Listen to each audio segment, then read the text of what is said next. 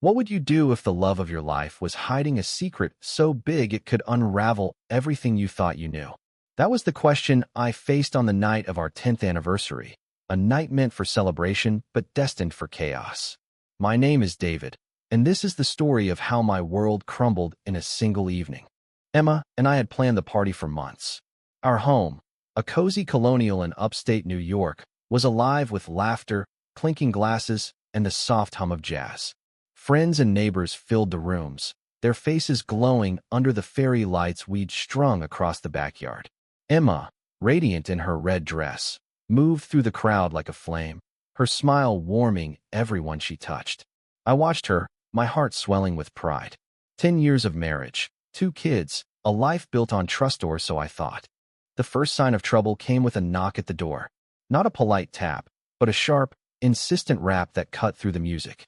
I opened it to find 3 strangers, a woman in her 60s with Emma's hazel eyes, a man about my age with a clenched jaw, and a teenage girl clutching a manila envelope.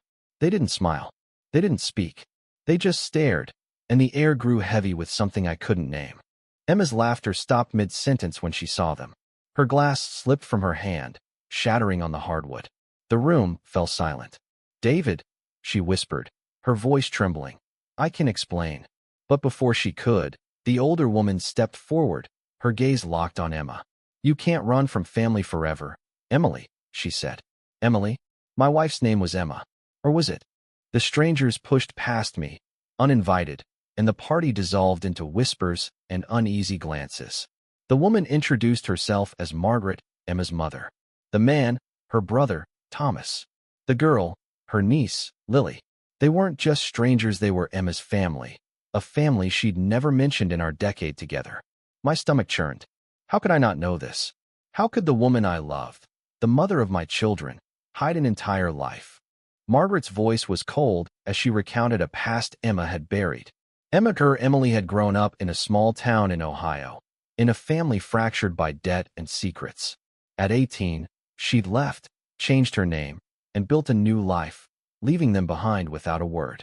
They'd spent years searching for her, and now, at our anniversary, they'd found her. But they hadn't come to reconcile. They'd come for justice. Lily, the teenager, stepped forward, her hands shaking as she handed me the envelope. "These are for you," she said, her voice barely above a whisper. Inside were legal documents, their words sharp and unforgiving. Emma's family was suing her for her share of their late father's estate, an inheritance she'd abandoned, but they claimed she still owed. The papers alleged fraud, abandonment, and worse accusations that painted my wife as a stranger. I looked at Emma, searching for the woman I knew, but her eyes were distant, filled with a guilt I'd never seen. The party emptied out, leaving only the wreckage of our celebration. Emma sank onto the couch, her face buried in her hands. "I didn't want you to know," she said, her voice breaking. "I was ashamed. I thought if I left it all behind, I could be someone better. For you. For the kids." Her words hit like a punch, each one heavy with the weight of her hidden past. I wanted to comfort her, to hold her, but anger and betrayal coiled in my chest. Who was this woman I'd married? The days that followed were a blur of arguments and silence. Emma tried to explain how her father's debts had crushed her family, how her mother's bitterness had driven her away, how she'd chosen a new name to escape the pain.